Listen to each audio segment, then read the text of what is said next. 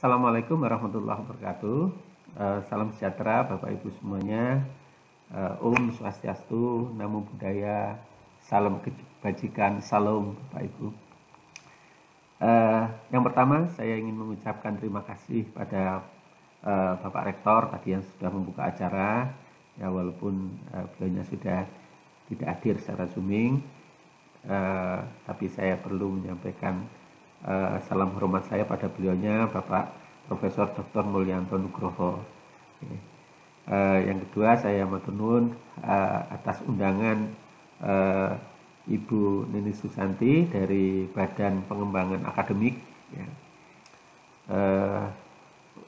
Sehingga saya bisa hadir di forum yang sangat mulia ini Bapak Ibu, ya. Kita patut bersyukur pada Allah Subhanahu wa taala, Tuhan Yang Maha Esa, karena pada sore hari ini kita tetap dalam keadaan sehat walafiat itu Bapak Ibu, di masa-masa yang sulit, di masa-masa di mana pandemi masih oleh pemerintah masih dinyatakan sedang berlangsung begitu, walaupun Surabaya sudah PPKM-nya sudah level 1, kuliah juga sudah mulai tatap muka Bapak Ibu. Di tempat saya minggu depan itu sudah mulai tatap muka 100% gitu. Dan semoga kita selalu dilindungi oleh Tuhan Yang Maha Esa dan tetap sehat begitu ya Bapak Ibu. Forum ini saya katakan sangat mulia karena saya sering ketemu Bapak Ibu dengan teman-teman yang ada di luar pulau. 5 tahun yang lalu saya diundang oleh Aptisi, ya, Balikpapan. Ya, yang menjemput saya itu 4 orang Bapak Ibu.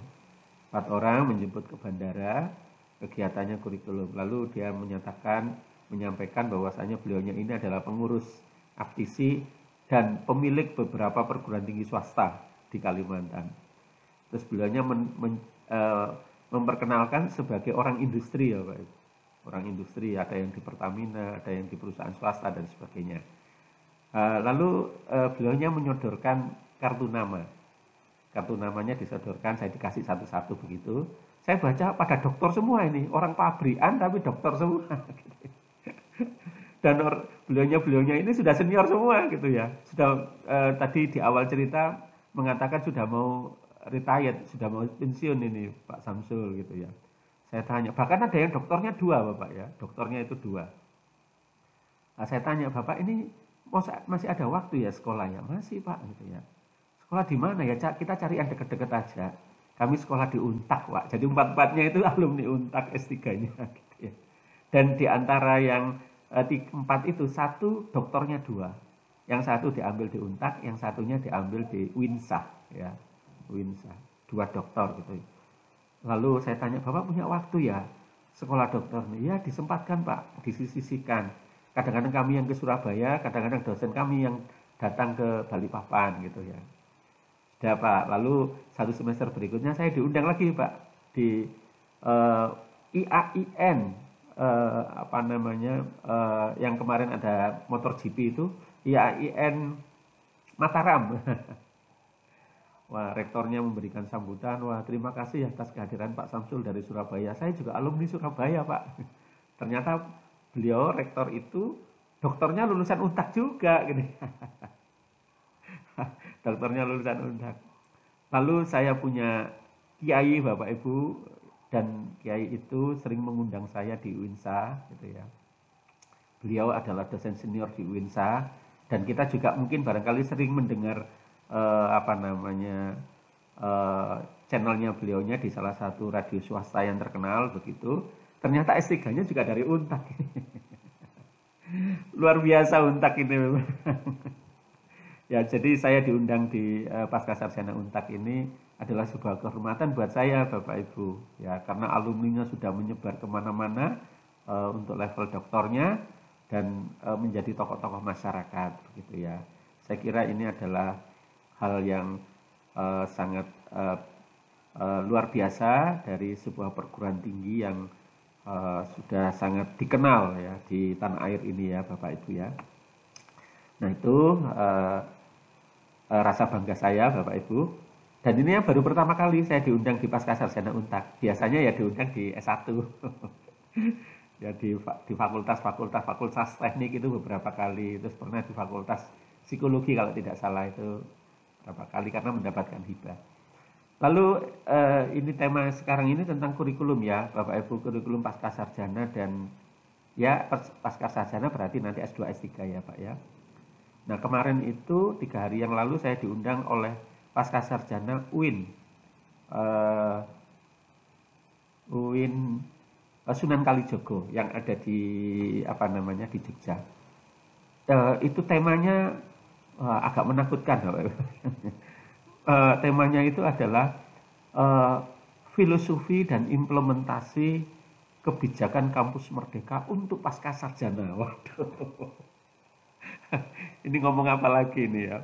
Filosofi dan implementasi. Ada filosofinya ini. Semalam tidak bisa tidur saya mencari ini. Tidak bisa tidurnya karena apa? Karena kebijakan kampus merdeka itu kalau secara formal itu kan untuk S1 sarjana dan sarjana terapan gitu ya. Lah ini pasca sarjana sangat berminat untuk mengimplementasi kampus merdeka ya di S2 dan di S3 ini. Ya, dicarikan cara ini. Caranya apa ini ya? Akhirnya saya ketemu caranya ini karena diundang di UINSA, di sekolah agama UIN gitu ya. Saya pakai kaidah saja, wajib dan sunnah gitu ya. Jadi kebijakan kampus merdeka itu sifatnya wajib untuk perguruan tinggi yang memiliki program S1 akademik dan sarjana terapan. Ya. Itu pun kewajiban itu tidak termasuk bidang kesehatan, prodi-prodi kesehatan. Ya. Sedangkan untuk pasca sarjana sifatnya itu adalah sunnah gitu hukumnya. Kalau mau dijalankan ya baik-baik saja gitu. Jadi Bapak Ibu saya beberapa kali diundang oleh pasca sarjana di PTN maupun PTS itu bersemangat untuk mengadopsi kebijakan kampus merdeka. Ya, Bapak. Suatu saat saya diundang oleh pasca sarjana S2 ini Bapak Ibu, yaitu nama prodinya itu Prodi Pengelolaan Sumber Daya Alam. Mahasiswanya pegawai-pegawai dan di antara pegawai itu pejabat, pegawai pemerintah dan pejabat mahasiswanya. Lalu mengatakan, Pak, kalau di S2 ini hanya kuliah saja gitu ya, mahasiswanya tidak dapat apa-apa. Apalagi itu mahasiswa kita itu orang kantoran Pak, itu datang ke kampus sudah ngantuk ya. Jangankan ke kampus, itu di Zoom itu aja sudah ngantuk itu Pak gitu ya. Boleh enggak ini Pak kita mengadopsi kampus merdeka yang sekian SKS mereka belajar di lapangan itu, biar di hutan sana ada belajarnya gitu. Ya boleh-boleh saja, asalkan satu ada kebijakan dari universitas. Ya ada kebijakan untuk mengadopsi model pembelajaran kampus MBKM, Merdeka Belajar Kampus Merdeka. Ya, ada kebijakannya dulu, nanti kebijakan itu diturunkan menjadi kebijakan mutu, lalu kebijakan mutu itu turun menjadi standar mutu, nanti standar mutu itu akan dibuat panduan-panduan operasional, SOP-nya kayak apa ya. Sehingga apa yang dilakukan di S2 maupun di S3 belajar di luar kampus itu menjadi legal formal berdasarkan urut-urutan itu tadi. Ya. Nah, seperti itu Bapak Ibu. Nah, kemarin Bapak Ibu saya diundang oleh kampus saya sendiri nih Bapak Ibu, sedang melakukan evaluasi kurikulum di Samator sini. Nah, itu juga diantaranya saya mengkritik soal S2 dan S3. Saya katakan loh, S2 kok banyak kuliahnya ya? Kok lebih banyak teachingnya daripada risetnya? S2 teachingnya itu masih bertaburan gitu ya, mata kuliah semester 1, mata kuliah semester 2, apalagi teachingnya itu definisi. Ya definisi begitu ya, teori-teori begitu. Ya. Terus saya ingatkan, ya coba kita lihat KKNI lah. KKNI itu kualifikasi untuk S2 itu seperti apa? Nah, ini saya mohon izin ini Bapak Ibu. Mohon izin untuk membuka slide ya Bapak Ibu ya. Itu yang pertama.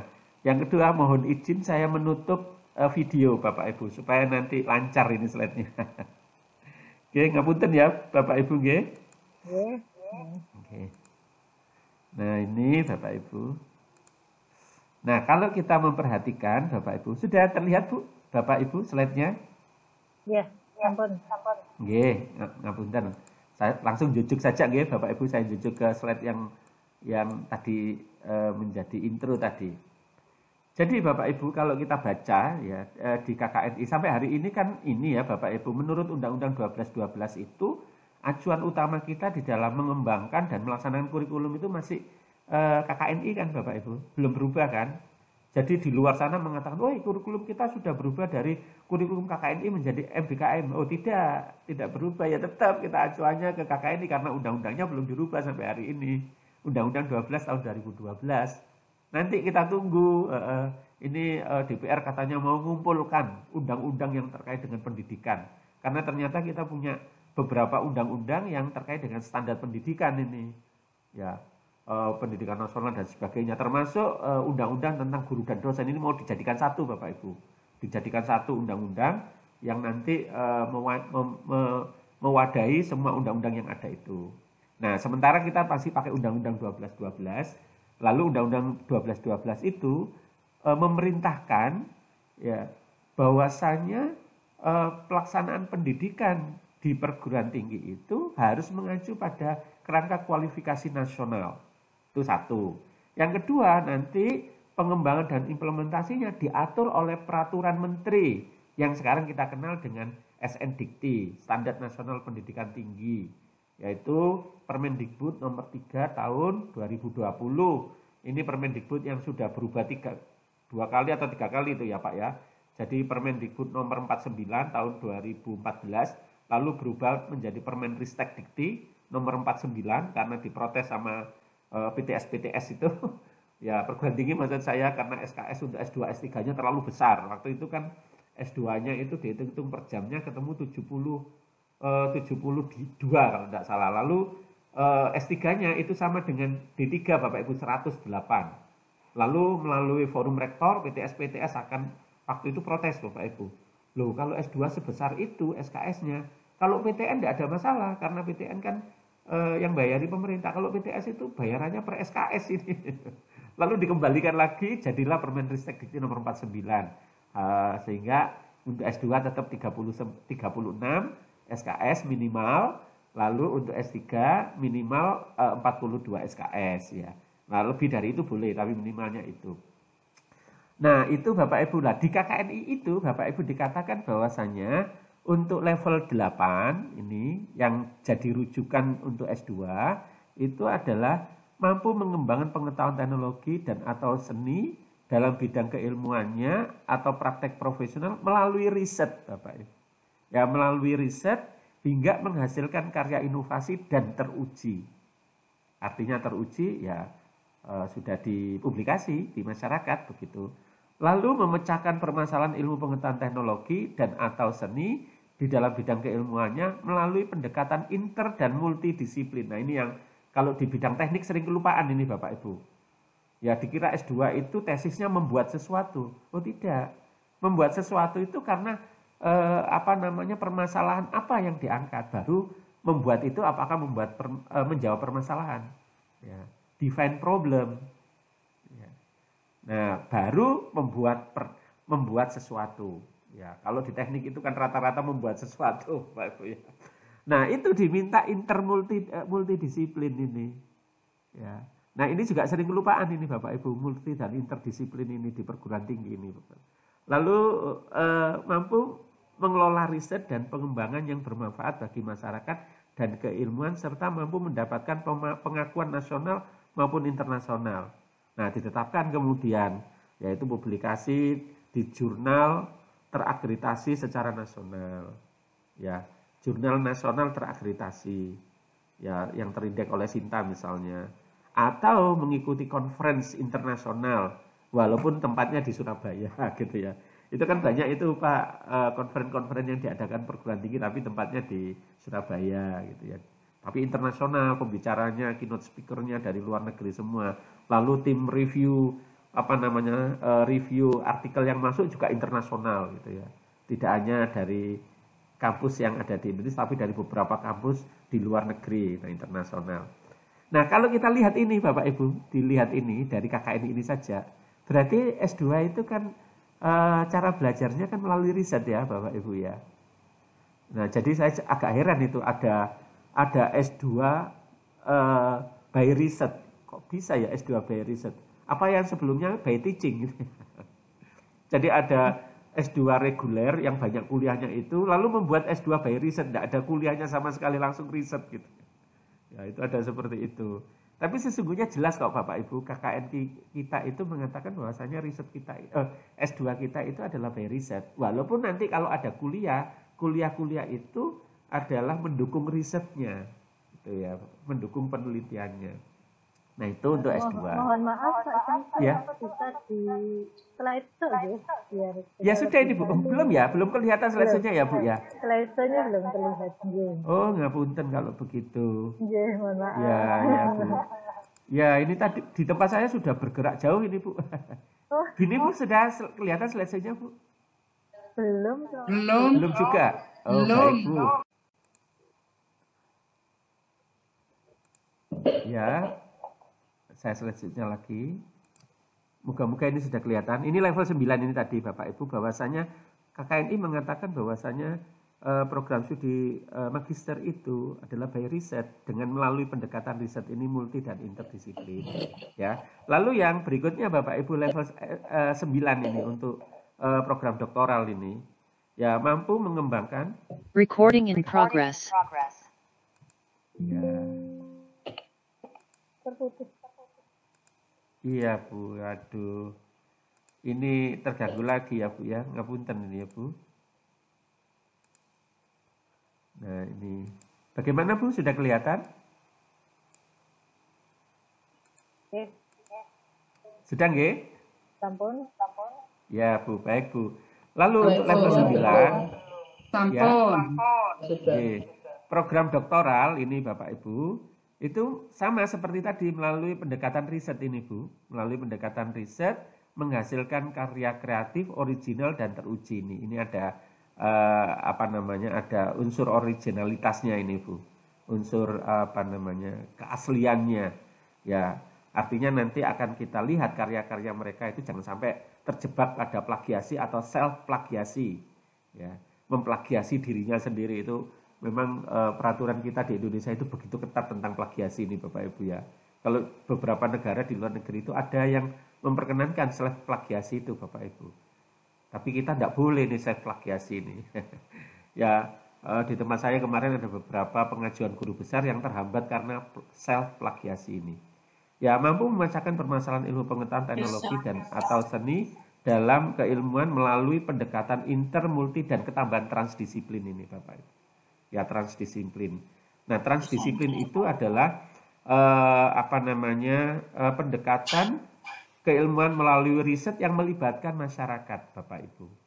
Ya melibatkan peran masyarakat dan hasil penelitian itu diadopsi oleh masyarakat. Ya diakui oleh masyarakat.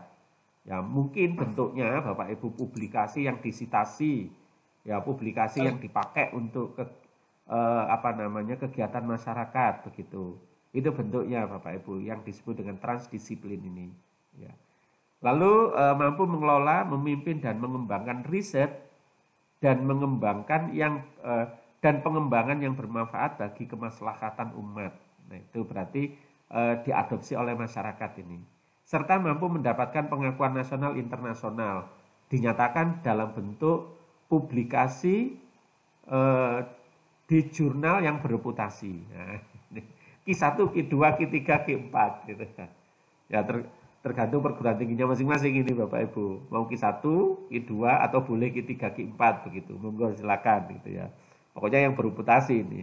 Jadi Bapak Ibu kalau kita lihat dari KKNI ini Bapak Ibu, S2, S3 itu adalah sangat berbeda dengan S1.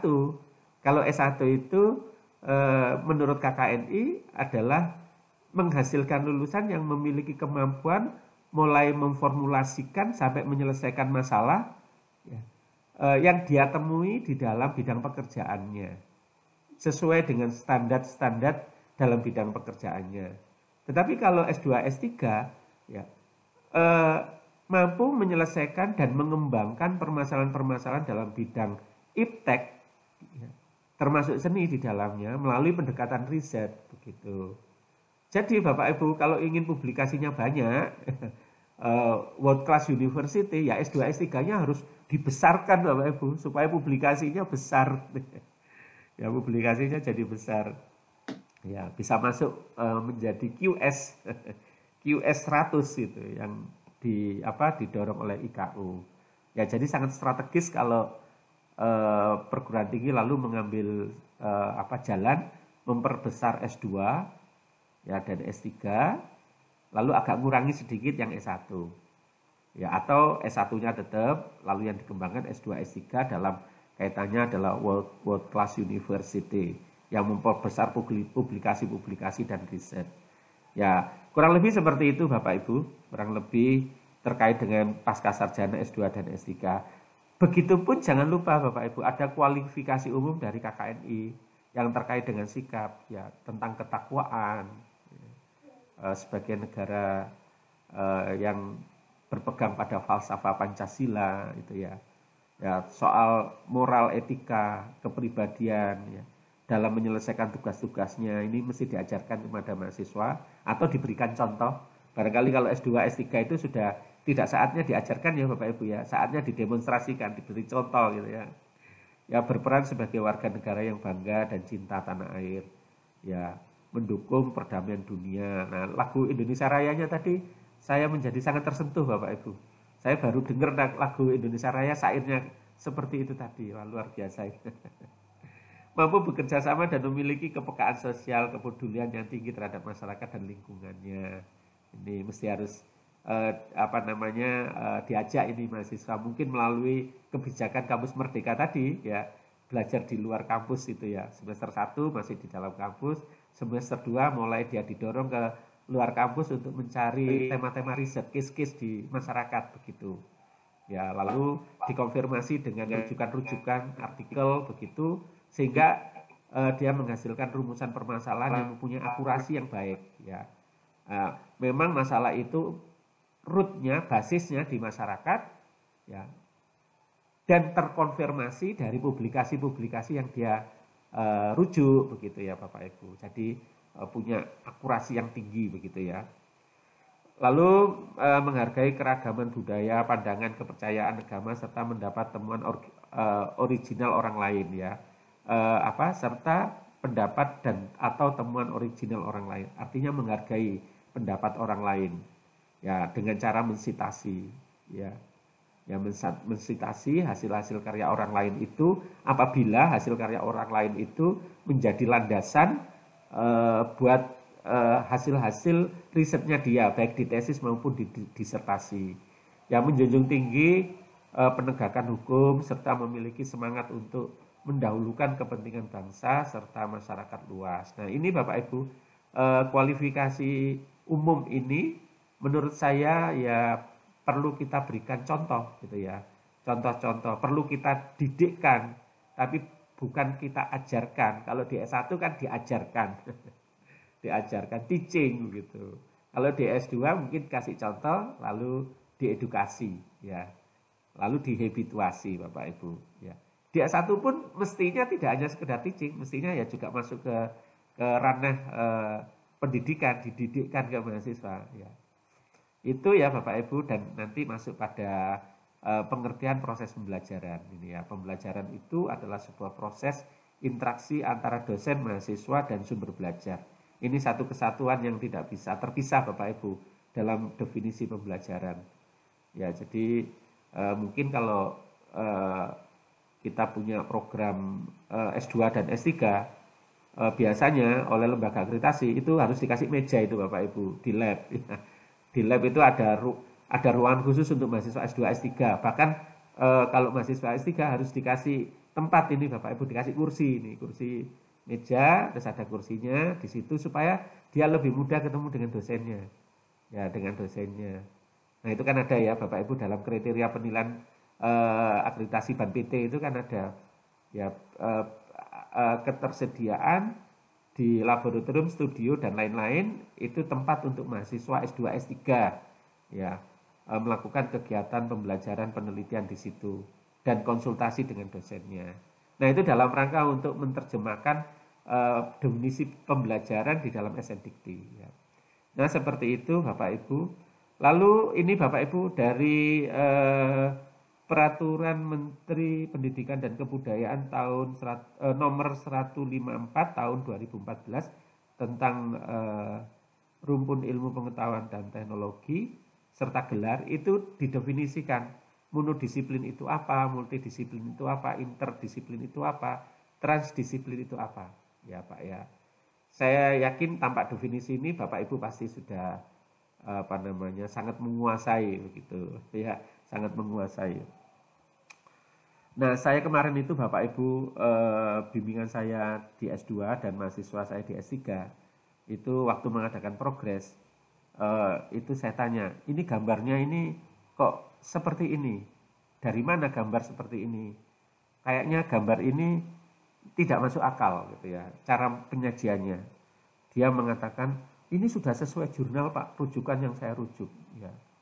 Nah, saya katakan, loh, walaupun sesuai jurnal, tetapi harus masuk akal. Kalau tidak masuk akal, ya buat apa jurnal itu? Gitu ya. Dia kaget, loh, Pak ini jurnalnya Q1 loh Pak ini. Q1. Ini Pak ditunjukkan jurnalnya. Iya, saya tahu itu Q1. Tapi jurnal itu harus masuk akalmu. Kalau tidak masuk di akalmu, lawang kita ini menguji akalmu kok, tidak menguji jurnal itu. Oleh karena itu jurnal itu harus masuk di akalmu. Saya bilang gitu. Nah, jadi kadang-kadang mahasiswa itu, Bapak Ibu, pokoknya ketemu jurnalnya lalu dirujuk, terus dia mengatakan ini sudah sesuai dengan jurnal, tapi dia tidak tahu. Ya, jurnal itu mengapa seperti itu tidak lebih dalam dia pelajari begitu, Bapak Ibu. Nah, itu sering saya gunakan istilah masuk akal, itu harus masuk di akalmu. Karena nanti yang kita uji itu adalah apakah jurnal-jurnal itu menjadi landasan di dalam kamu melakukan reasoning, argumentasi, atau masuk di akalmu tadi. Nah, itu seringkali begitu Bapak Ibu. Kadang-kadang gemes juga lihat mahasiswa itu. Ya, itu Bapak Ibu, mahasiswa saya S2, S3 juga banyak yang ini kok. Hampir sebagian besar ya Bapak Ibu ya. Sebagian besar adalah mahasiswa-mahasiswa yang sudah bekerja. Ya, sehingga kadang-kadang masalah metodologi penelitian dan sebagainya itu mereka sudah sangat lupa gitu ya. Sudah lama sekali dia tinggalkan gitu. Nah, itu Bapak Ibu saya kira tidak perlu membahas tentang multi, mono dan interdisiplin ya. Ini mungkin nanti kalau perlu didiskusikan kita diskusikan. Lalu Bapak Ibu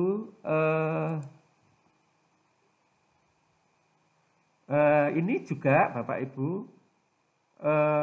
mendukung juga ini Bapak Ibu ya, Undang-Undang 1212 pasal 19 dan pasal 20.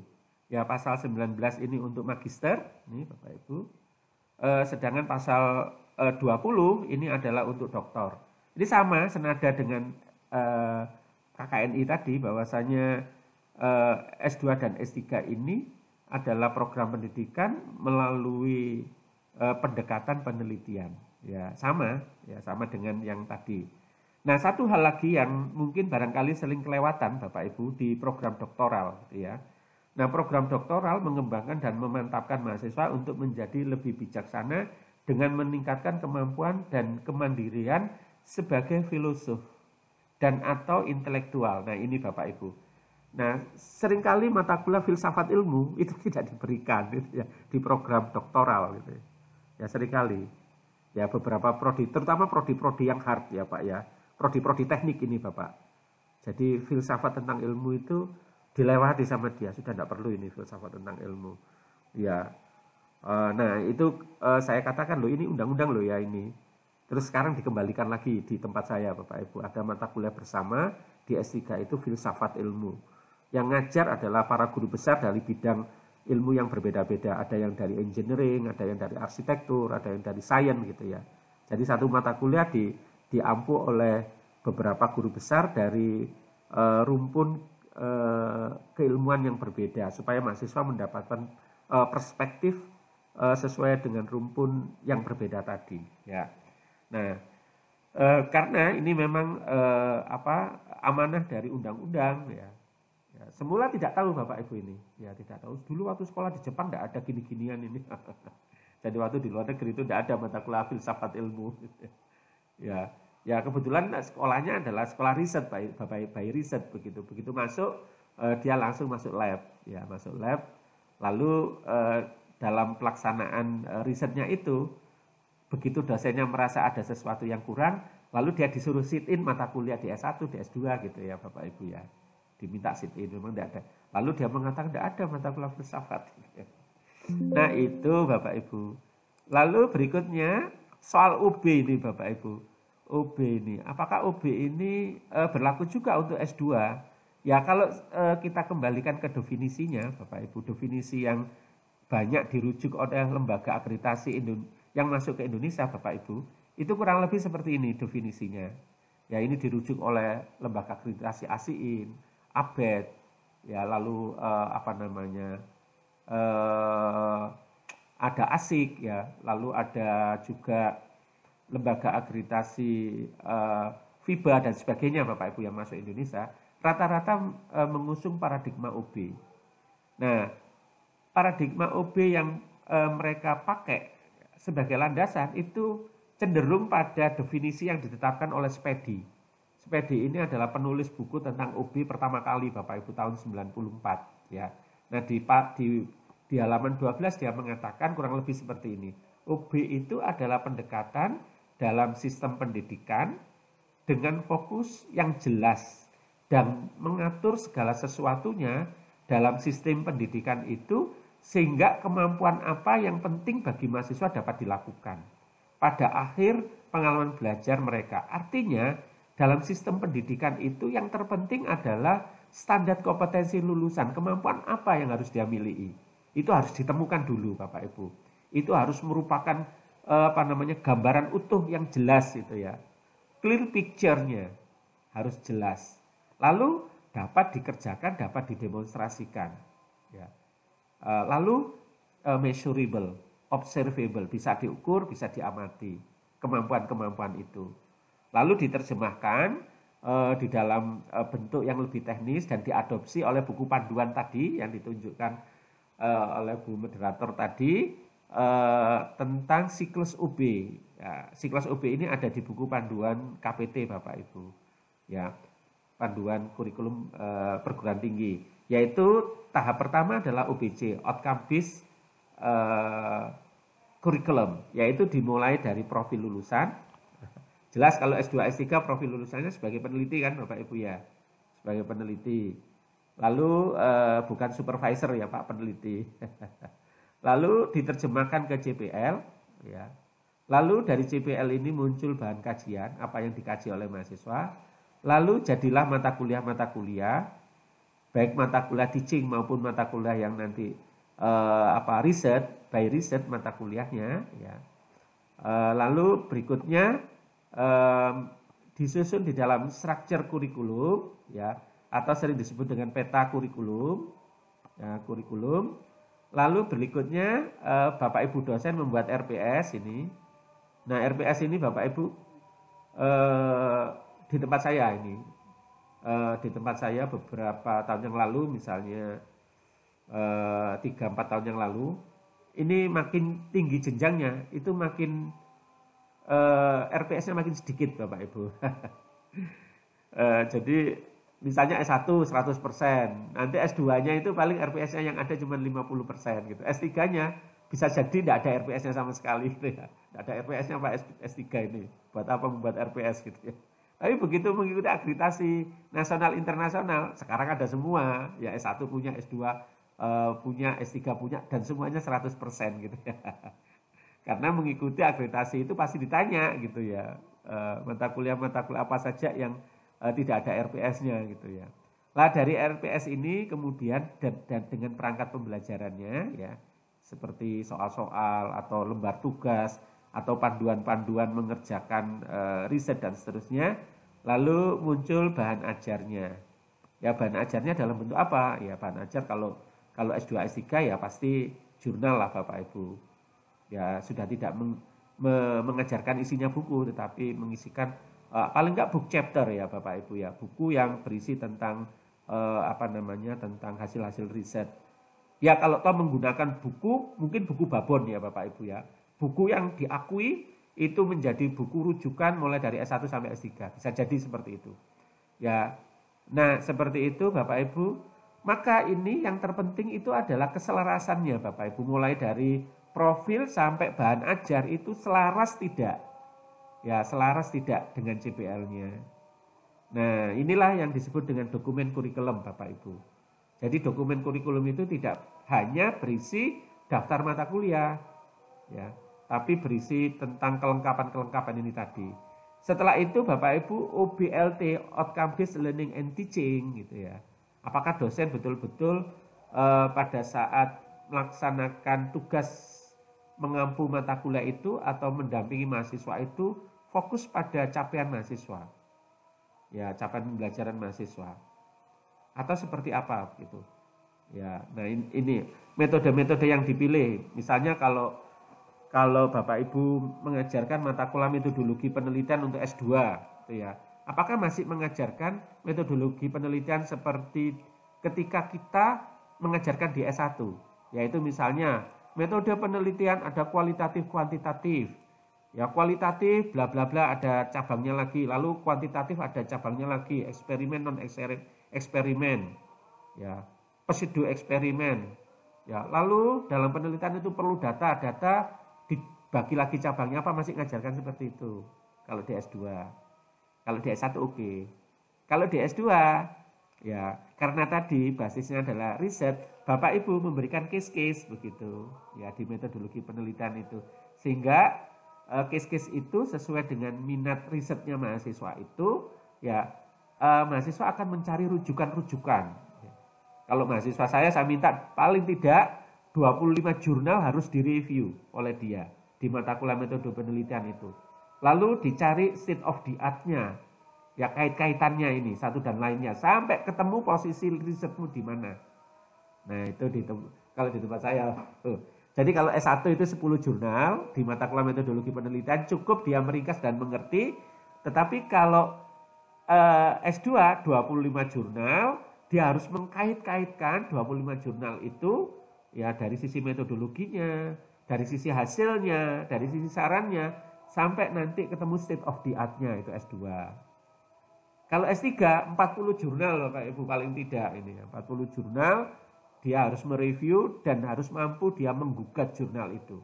Ya, memperkarakan yang perlu diperkarakan. Misalnya dari sisi metodologinya ada sisi kelemahannya. Ini dia bisa masuk. Kelemahan ini dilihat dari jurnal yang lain. Jurnal yang lain menghasilkan menggunakan metode kayak gini, hasilnya kayak gini. Nah, ini ada kelemahan di situ. Dia mencari celah-celah kelemahan itu. Sehingga dia akan menemukan fokus riset disertasinya yang menuju ke arah originalitas tadi. Kan diminta originalitas. Dan kebaharuan, novelty. Yaitu kalau S3. Jadi sudah tidak mengajarkan lagi di S2, S3 itu definisi tentang metode penelitian. Soalnya tidak lagi mengatakan gini, coba saudara bedakan pengertian antara metode dan metodologi. Nah itu kalau S1, metodologi. Dan berikan contohnya. Nah ini Pak, strategi pembelajarannya ini mesti harus kita sesuaikan dengan jenjangnya tadi. Ngaten nggih Pak, OBLT ini Bapak Ibu. Lalu berikutnya adalah outcome based assessment dan evaluasi. Yaitu kegiatan asesmen yang dilakukan oleh dosen, yang mana nilai yang dikeluarkan dosen itu bisa betul-betul mengatasnamakan atau menggambarkan atas kemampuan, ya. Jangan lagi nanti nilai UTS-nya sekian persen, UAS-nya sekian persen, lalu nilainya sekian, ya. Jadi misalnya mata kuliah metodologi penelitian, ya S2 ini bobotnya 3 SKS misalnya. Mahasiswa dapat nilai 80, ya. Lalu ditanya nilai 80 itu kemampuan mahasiswa menyusun proposal tesis dapat berapa gitu ya. Nggak bisa jawab. Ya pokoknya dia UTS-nya sekian, UAS-nya sekian, tugasnya sekian, lalu kuisnya sekian. Lalu kemampuan dia untuk merumuskan permasalahan dan menyusun hipotesis penelitian berdasarkan rujukan, itu nilainya berapa? Nggak kelihatan Bapak Ibu. Karena basis penilaiannya UTS UAS itu tadi. Nah, Pak, tapi tidak bisa Pak, ini karena peraturan dari universitas masih ada UTS UAS. Oke, tidak masalah, ada UTS UAS tidak masalah. Tetapi yang perlu digarisbawahi di UTS itu mengukur kemampuan yang mana, itu yang penting Bapak Ibu. Di UAS mengukur kemampuan yang mana. Nah, kurang lebih seperti itu ya Bapak Ibu, OB, Outcome Based Assessment dan Evaluation ini Bapak Ibu ya. Nah, inilah OB. Nah, pertanyaannya sekarang, kurikulum kita di Indonesia ini apakah OB? Itu pertanyaannya. Ya jelas Bapak Ibu, kalau acuannya kita pakai gitu ya. Ini Bapak Ibu acuannya. Nah ini sudah kita kenal semuanya ini Bapak Ibu ya. Jadi menurut SNDikti pasal 5, apakah sudah keluar Bu ini Standar Nasional Pendidikan Tinggi? Slide-nya? Ngapunten? Sudah Pak Samsul. Oh nggih, alhamdulillah. Nah di situ dikatakan standar kompetensi lulusan ya yang dinyatakan dalam bentuk rumusan capaian pembelajaran sebagaimana dimaksud ya pada ayat 1 digunakan sebagai acuan utama untuk standar yang lainnya. Jadi kalau digambarkan Bapak Ibu, digambarkan SNDikti ini berlaku S1, S2, S3, termasuk profesi Bapak Ibu, termasuk pendidikan pendidikan vokasi ya Bapak Ibu ya, mulai D3 sampai dengan doktoral terapan ya Bapak Ibu ya. Jadi menurut itu tadi, menurut pasal itu tadi SNDikti itu tadi, CPL ini adalah menjadi rujukan pada saat Bapak Ibu menyusun mata kuliah, ya standar isi dari mata kuliah harus mengacu pada CPL, ya acuannya CPL. Standar proses juga demikian, acuannya terhadap CPL, ya. Mengapa dia meneliti itu? Ya cocok enggak dengan CPL-nya, ya. Standar penilaian juga begitu, Bapak Ibu. Sampai dengan standar pembiayaan itu harus mengacu pada CPL. Misal sebagai contoh, pada saat mahasiswa melakukan penelitian, lalu memerlukan bahan habis, ya bahan habis, ya.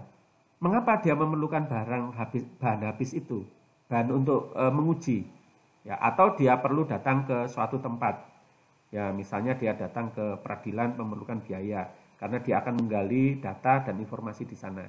Nah pertanyaannya, biaya itu cocok tidak dengan CPL? Mengapa dia harus mengeluarkan biaya itu? Apakah itu tuntutan dari pencapaian CPL? Nah, gitu Bapak Ibu. Dicek dengan itu. Nah, dicek dengan CPL. Oh iya, karena di CPL-nya di situ mengatakan dia harus mampu melakukan sesuatu dan melakukan sesuatu itu memerlukan barang habis, memerlukan bahan, maka perlu pembiayaan. Nah, masuk standar pembiayaan. Dengan kata lain, Bapak Ibu, kalau semua standar isi sampai standar pembiayaan itu mengacu pada standar kompetensi lulusan CPL, maka ini sudah sangat klop 100% Bapak Ibu dengan paradigma OB, Outcome Based Education, yang dinyatakan oleh Spedi. Jadi sebenarnya tanpa kita memahami OB, ya tanpa memahami OB itu, cukup memahami SNDikti ini saja. Kalau kita ceritakan orang pasti mengatakan, oh itu OB itu, pasti begitu Bapak Ibu, mesti outcome based itu. Cuman memang persoalannya Bapak Ibu seringkali di dalam akreditasi yang menggunakan paradigma OB itu, mereka itu menagih eviden. Nah ini soal ini Bapak Ibu, ya data-data dan informasi yang dikuatkan dengan eviden, dengan bukti-bukti. Misal sebagai contoh, misalnya di S2 atau S3 ada mata kuliah yang memerlukan ujian tulis misalnya. Lalu ujian tulis itu mengukur kemampuan apa di mata kuliah itu. Lalu ditanya, ini saya mau lihat ini soalnya seperti apa. Lalu ditunjukkan soalnya Bapak Ibu, ini soalnya. Lalu di situ ada 4 soal. Ditanya 4 soal ini mengukur kemampuan yang mana. Nah dosennya bingung ini kemampuan yang mana. Pokoknya materi dari sebelum UTS ya soalnya yang ini gitu ya. Loh maksudnya apa Bapak menanyakan begitu? Lah iya soal 1 ini mengukur kemampuan yang mana, soal 2 mengukur kemampuan yang mana. Ya, mestinya Anda tulis ya sub CPMK atau CPMK mata kuliah itu apa berdasarkan CPL yang diturunkan dibebankan pada mata kuliah itu, baru Bapak Ibu baru kita menuliskan soalnya. Soal ini mengukur kemampuan yang dibebankan pada mata kuliah itu. Oh gitu maksudnya. Nah, dia minta bukti seperti itu Bapak Ibu, ya, minta bukti. Nah, itu sulitnya. Lalu yang berikutnya lagi yaitu kebijakan kampus merdeka. Nah, kebijakan kampus merdeka ini sebenarnya sederhana tapi cukup sulit Bapak Ibu ya. Sederhananya itu sebenarnya MBKM ini kan cuma bentuk pembelajaran. Ya sama dengan kuliah, responsi, tutorial sama dengan itulah. Derajatnya. Ya, levelnya itu sama dengan itu. Ya cuman pelaksanaannya itu durasinya panjang. Misalnya magang itu kan kita sudah punya ini. Kerja praktek magang itu sudah punya. Cuman dulu kan mungkin hanya satu bulan atau 2 bulan paling lama. Nah ini bisa sampai 1 semester Bapak Ibu. Ya magang, KKNT, ya membangun desa, kewirausahaan dan sebagainya. Ya. Nah, ini bentuk-bentuk pembelajaran ya, yang perlu waktu panjang dan perlu kerjasama. Nah, ini yang merepotkan kita ini. Sehingga ada anggapan ini kurikulum kita sekarang berubah menjadi kurikulum MBKM. Ya, kalau sebagai istilah ya oke-oke saja. Ya enggak apa-apa. Tapi mesti harus ngerti bahwasanya MBKM itu bentuk kegiatan pembelajaran. Ya, seperti bentuk kegiatan pembelajaran yang lain. Nah, pertanyaannya apakah pasca sarjana juga ingin mengadopsi ini? Boleh tidak? Ya boleh-boleh saja Bapak Ibu.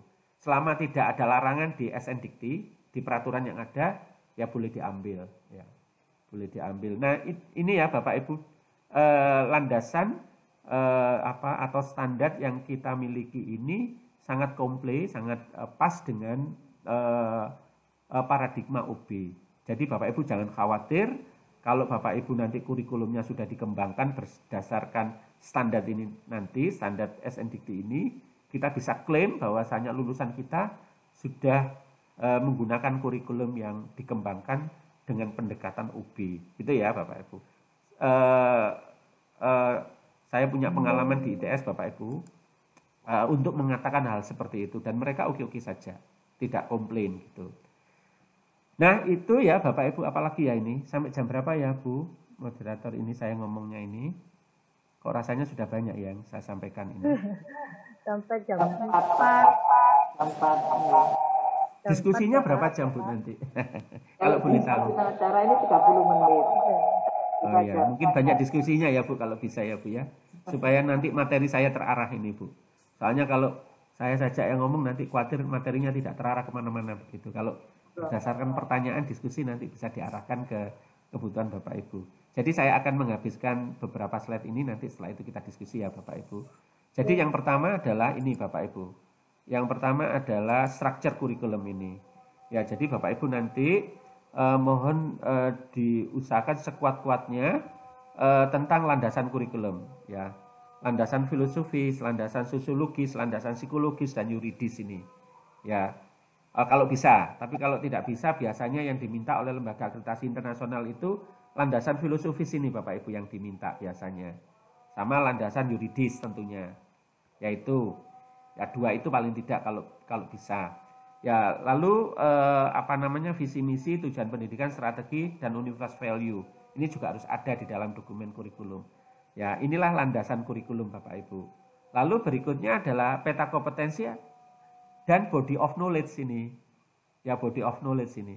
Jadi setiap dosen yang berada di prodi itu tidak boleh ragu-ragu lagi untuk menceritakan ilmu apa yang dipelajari di prodi itu. Harus bisa dengan fasih menceritakan. Ya, jadi bangunan keilmuan yang ada di prodi S2 psikologi. Ya, prodi S3 apa ya tadi Bapak? S3 hukum ya. S3 hukum misalnya atau S2 hukum misalnya harus bisa dengan tartil menceritakan bangunan keilmuannya.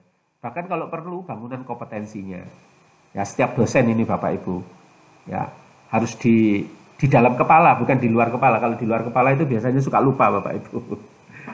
Harus paham betul di dalam kepala begitu. Lalu membuat struktur kurikulumnya ini Bapak Ibu, struktur kurikulumnya seperti apa? Ya, dan struktur kurikulum ini yang sering dipermasalahkan oleh asesor, terutama yang di S1 ya Bapak Ibu. Kalau di S2, S3 tidak seberapa kelihatannya. Yang di S3 itu sering dipermasalahkan itu adalah komposisi risetnya, yaitu sering dipermasalahkan. Kalau di S1 memang strukturnya tahun pertama dia bisa apa, tahun kedua bisa apa, tahun ketiga bisa apa, tahun keempat bisa apa begitu ya. Itu sering dipermasalahkan ya oleh para asesor begitu Bapak Ibu. Lalu landasan-landasan filosofis ini Bapak Ibu bisa kita baca ya di dalam buku panduan KPT Bapak Ibu. Dan buku panduan KPT itu mengambil referensi dari beberapa ahli dalam bidang kurikulum. Di antaranya adalah Ornstein, Hilda Taba, ya, lalu Zeus dan lain-lain ya Bapak Ibu. Ini orang-orang top di bidang kurikulum, ya, orang-orang top di bidang dunia kurikulum. Tapi sayangnya kok orang Barat semua ya, Amerika dan Barat ya. Kok tidak ada yang dari kawasan Timur gitu ya. Nah, landasan filosofis itu menurut Ornstein dan teman-temannya mengatakan adalah memberikan landasan kurikulum secara filosofis bagaimana pengetahuan itu dikaji dan dipelajari agar mahasiswa memahami hakikat hidup dan memiliki kemampuan yang mampu meningkatkan kualitas hidupnya, baik secara individu maupun di masyarakat. Jadi Bapak olah sesuai dengan prodinya Bapak Ibu.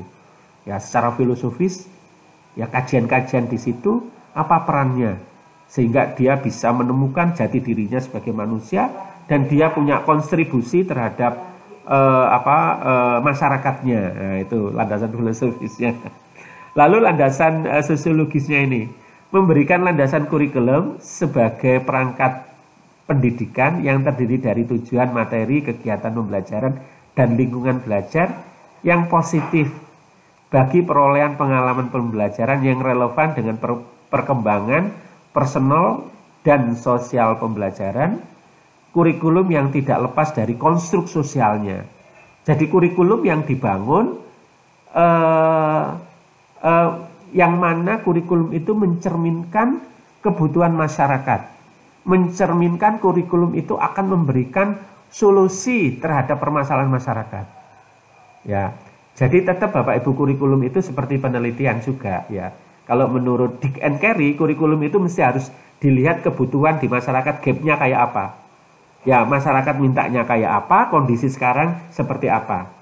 Ya, seharusnya dan nyatanya kayak apa. Seharusnya begini, nyatanya gini, gapnya seberapa. Lalu gapnya itu, Bapak Ibu, gapnya itu sebagai sebuah permasalahan bisa tidak diselesaikan melalui pendidikan. Kalau jawabannya bisa, maka kita kembangkan kurikulum gitu. Itu menurut Dick and Carey ini Bapak Ibu. Dick and Carey ini terkenal bukunya Bapak Ibu. Jadi Bapak Ibu kalau ikut pekerti AA, lalu di situ ada materi tentang desain pembelajaran, itu seluruh paradigmanya pakai modelnya Dick and Carey. Ya menurut Dick and Carey gitu Bapak Ibu. Jadi kurikulum ini adalah perangkat yang ingin menyelesaikan permasalahan-permasalahan di masyarakat melalui pendidikan gitu ya. Oleh karena itu dikatakan kurikulum itu tidak akan pernah lepas dari konstruk sosialnya. Ya, bidangnya apa saja, entah bidang hukum ya, bidang sosiologi lebih-lebih gitu ya. Apakah bidang teknik, sains dan seterusnya ya. Lalu landasan psikologis ini Bapak Ibu, landasan psikologis memberikan landasan kurikulum sehingga kurikulum mampu mendorong secara terus-menerus keingintahuan mahasiswa dan dapat memotivasi belajar sepanjang hayat. Ya ini Bapak Ibu. Nah nanti di situ Bapak Ibu bisa menjelaskan strategi apa yang di Bapak Ibu gunakan supaya mahasiswa setelah riset itu tidak berhenti di publikasi, tapi bisa melanjutkan publikasi itu diimplementasikan dalam bidang pekerjaan dan menghasilkan pengetahuan-pengetahuan baru lagi gitu ya Bapak Ibu ya. Nah ini landasan psikologisnya seperti itu. Kalau bahasanya UNESCO adalah learn to learn, ya, lifelong learning, belajar sepanjang hayat yang didukung oleh kemampuan mahasiswa yang memiliki kemampuan learn to learn, belajar caranya belajar, gitu ya Bapak Ibu. Lalu berikutnya adalah landasan historis ini Bapak Ibu, memberikan landasan kurikulum yang mampu memfasilitasi mahasiswa belajar sesuai dengan zamannya. Zaman sekarang ini zaman VUCA Bapak Ibu, zaman yang semuanya tidak pasti ini Bapak Ibu ya. Zaman ruwet ini Bapak Ibu. Lalu sekarang banyak orang yang di perguruan tinggi itu membekali mahasiswa dengan transformasi digital. Ternyata permasalahan-permasalahan itu sekarang mengimbas ke dunia digital Bapak Ibu. Dan perubahannya sangat cepat dan masif gitu ya. Lalu sekarang banyak orang yang mulai mengembangkan kurikulum-kurikulum di dalamnya diberikan konten-konten tentang etik digital ya. Bagaimana menggunakan perangkat digital di dunia internet yang mana orang menjadi paham kalau di dunia itu ada etiknya, ya ada etika dan moralnya, itu kurang lebih. Kurikulum yang mampu mewariskan nilai budaya dan sejarah keemasan masa lalu, ya, dan mampu mempersiapkan mahasiswa agar dapat hidup lebih baik di abad 21, memiliki peran aktif di era industri 4.0. serta mampu membaca tanda-tanda perkembangan zaman ya. Nah itu Bapak ungkapkan sebagai landasannya. Ya, yang terakhir adalah landasan yuridis ini. Jadi mohon Bapak Ibu nanti menggunakan undang-undang dan menggunakan peraturan presiden atau peraturan pemerintah atau peraturan menteri atau keputusan menteri dan lain-lain itu dengan akurasi yang baik untuk mengembangkan kurikulum ini. Karena masih ada Bapak Ibu saya lihat beberapa kurikulum yang diserahkan ke kementerian ya dalam rangka hibah itu masih menggunakan itu loh Bapak Ibu Kepmen 232 tahun 2000 dan Kepmen 045 tahun 2002. Ya, di mana kurikulum itu ada kompetensi utama, kompetensi pendukung, kompetensi lainnya. Nah, ini sudah tidak akurat ini landasan hukumnya ini.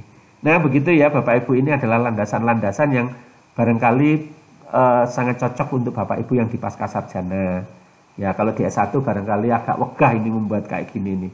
Tapi kalau di Pascasarjana ini kan memang komunitasnya adalah komunitas para ahli filosofis. Ya, para filosof begitu maksud saya. Jadi tidak akan kesulitan untuk menyusun hal-hal seperti ini. Cuman kita punya waktu atau tidak. Lalu itu Bapak Ibu tentang yang berikutnya lagi tentang contoh ini ya Bapak Ibu. Mungkin contoh structure kurikulum ini ya. Jadi bisa tidak ya Bapak Ibu kita menstrukturkan kurikulum kita ini. Ini saya kasih contoh yang program doktor Bapak Ibu. Setelah visi, misi, tujuan, dan strategi ini, lalu di tahun pertama, itu mahasiswa dibekali kemampuan apa? Ya, untuk doktoral ini. Ya, apa kemampuannya? Nah, kemampuan itu ditulis di JPL. JPL 1112, maksudnya tahun pertama, JPL yang pertama, tahun pertama JPL yang kedua. Lalu dari JPL ini, mahasiswa harus belajar di mata kuliah apa? Lalu tahun kedua kemampuan apa yang harus dia miliki? Ya, JPL-nya apa, mata kuliahnya apa. Tahun ketiga juga demikian, kemampuan apa yang dia miliki. Jadi setiap tahun itu bisa terlihat resultante kemampuannya dari JPL-JPL yang ada di tahun itu. Bisa tidak distrukturkan seperti itu. Kalau di S1 beberapa prodi tidak ada masalah ya. Beberapa prodi sudah terbiasa, misalnya tahun pertama itu basic science, ilmu-ilmu dasar. Lalu tahun semester 3-4-5 itu intermediate science, ilmu-ilmu intermediate yang sesuai dengan keprodiannya.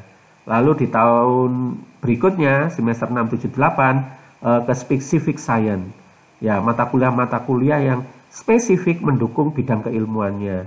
Kalau itu akuntansi ya akuntansi, kalau itu bidang hukum ya hukum, begitu ke situ, lebih spesifik ke situ.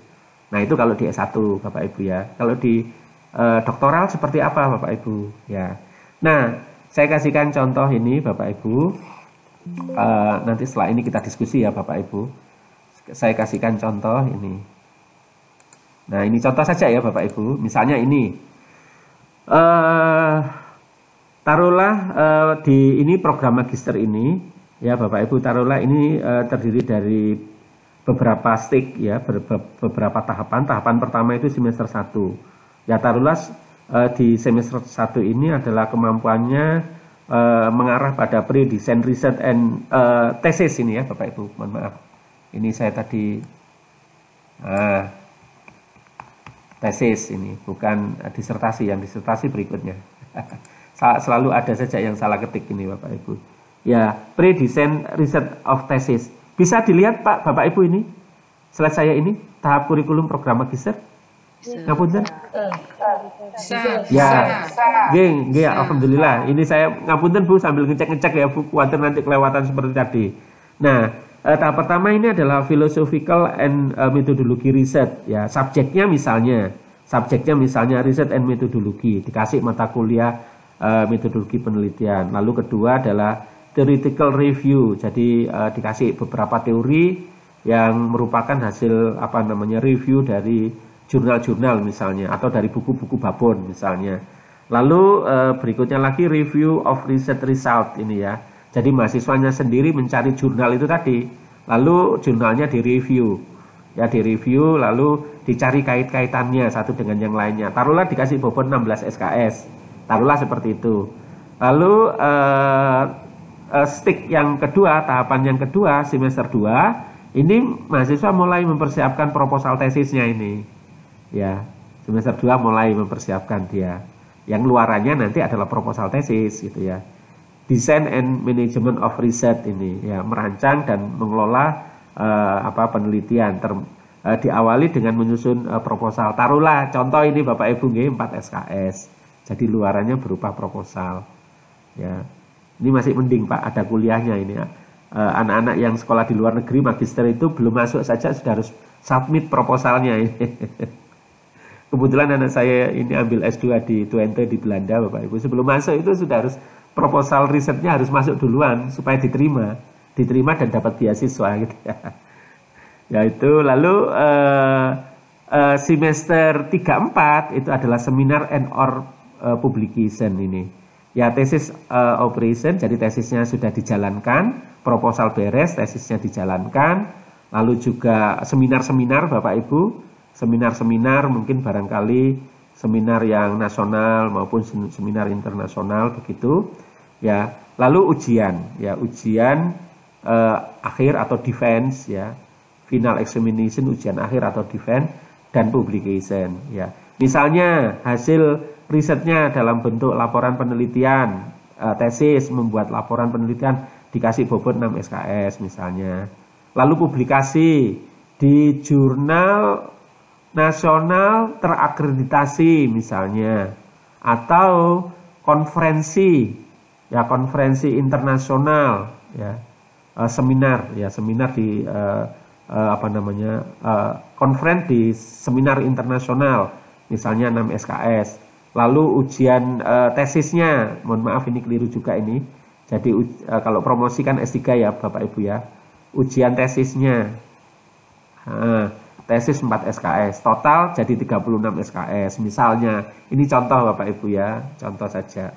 Jadi kalau kita lihat ini Bapak Ibu, komposisinya yang dalam bentuk mata kuliah masih dosennya ngajar itu ya 16 SKS ya. SKS. Jadi 20 SKS-nya sudah masuk ke riset. 16 SKS ini pun sebagian adalah preparation untuk riset kan, karena dia mereview jurnal kan. Ya, dari 16 ini. Jadi kalau dihitung-hitung teachingnya itu ya barangkali tidak sampai 16, mungkin 10 SKS gitu. Ya Bapak Ibu. Ini contoh, nanti monggo silakan Bapak Ibu bisa diskusikan gitu. Lalu yang kedua ini Bapak Ibu untuk program doktoral ini. Ya semester 1 tahap pertama ini pre-design research of dissertation ini ya. Lalu mahasiswa belajar tentang philosophical and methodology research. Subjeknya adalah research metodologi, philosophy of science ya. Jadi filsafat ilmu begitu diberikan pada mahasiswa. Lalu review of research result ini. Ya review jurnal-jurnal yang akan dirujuk. Taruhlah ini 14 SKS gitu ya. Lalu semester 2 proposal of dissertation ya. Design and management of research. Ya, ini mulai menyusun proposal ini Bapak Ibu. Yang menyusun proposal, lalu nanti proposal yang sudah disusun ini lalu diajukan biasanya apa ya istilahnya itu ya. Ujian apa itu ujian proposal disertasi itu loh Bapak Ibu. Kualifikasi, ujian kualifikasi doktoral. Kualifikasi. Ya Bu. Lalu kalau sudah lolos ujian kualifikasi doktoral, kalau diundang seminar atau diundang rapat gitu, ditulis gelarnya kandidat doktor gitu ya Bu. Ya enggak apa-apa lah, biar dia bangga, semangat gitu ya. Nah itu. Lalu di semester 3-4, stick yang ketiga itu seminar and preparation of publication. Jadi seminar-seminar kecil yang diminta oleh profesornya, kamu ikut seminar nasional lah. Ya, dan persiapan nanti untuk publikasi. Jadi semester 3 itu mahasiswa sudah punya artikel-artikel yang merupakan bagian dari risetnya dia, riset disertasinya.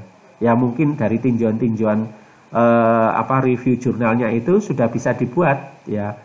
Artikel ilmiah yang dia publikasikan secara nasional maupun secara seminar internasional yang ada di kampusnya maupun kampus yang lain. Atau bahkan kalau perlu ke luar negeri, Bapak Ibu, yang sekarang murah Bapak Ibu. Ya murah, saya kemarin ngirim mahasiswa saya S1 untuk publikasi di Maladewa Bapak Ibu. Itu cuma 2 juta Bapak Ibu. Ya 2 juta saya bayari dari pembiayaan penelitian. Karena mahasiswa saya S1 tadi meneliti di penelitian saya, ikut di penelitian saya. Jadi saya suruh dia ikut conference. Nah, conference-nya masih daring Bapak Ibu, masih secara daring sehingga tidak perlu biaya transportasi, nginep tidak perlu. Walaupun panitianya pertemuannya di sana bisa secara luring ya, tatap muka ya. Nah, tapi dia ikut yang daring ya, seperti itu. Nah, ini Bapak Ibu ya. Kemudian semester 5-6 ini publication, sudah fokus pada publikasi, ini riset tetap jalan, fokus pada publikasi sebelum nanti final examination ya, sebelum defend examination, ujian mempertahankan disertasinya. Ya, misalnya Bapak Ibu nanti hasil risetnya dinyatakan dalam bentuk laporan 8 SKS ya. Lalu publikasinya, karena ini publikasi internasional bereputasi, dinilai dengan 10 SKS. Lalu ujian promosinya ini, biasanya ujian promosi ini kalau di tempat saya 2 kali Bu, ujian tertutup dan ujian terbuka gitu ya. Ya memang yang berat sepertinya ujian tertutupnya, karena lebih banyak dikejar ke konten dan sebagainya. Kalau ujian terbukanya itu seperti seremonial gitu saja, tapi cukup menegangkan walaupun ujian terbuka gitu ya. Karena yang menyaksikan nanti tidak hanya penguji tapi para tamu. Ya, tamu-tamu, stakeholder dan sebagainya itu bisa diundang. Cukup menegangkan ini juga ya. 6 SKS, jadi total 42 SKS. Nah, kira-kira begitu Bapak Ibu. Kalau kita perhatikan di sini Bapak Ibu, ya risetnya sangat kental ini Bapak Ibu. Kalau dihitung kan dilihat teachingnya cuma 14 SKS ya. Sisanya ini berapa ini Bapak Ibu? 20 berapa ini ya? Dikurangi 14. 28 ya Bapak Ibu, 28 ini adalah SKS riset, 14-nya ini pun masih ada unsur risetnya kan. Ya, untuk preparation risetnya masih ada di ini, review jurnal ini ya. Review of research result ini berarti jurnal ya. Ini masih ada di dalam 14 ini. Nah, kira-kira ini salah satu contoh bagaimana kita mengkonstruksi kurikulum di Pascasarjana dan S2 dan S3 ya Bapak Ibu. Kira-kira demikian yang bisa saya presentasikan Bapak Ibu. Sebelum acara ditutup, barangkali sebelum diskusi dan acara ditutup, barangkali saya ingin menyampaikan pertama terima kasih, yang kedua permohonan maaf apabila ada penyampaian yang masih kurang gitu ya, ada kekhilafan maupun sengaja maupun tidak sengaja ya. Saya kembalikan ke Ibu moderator.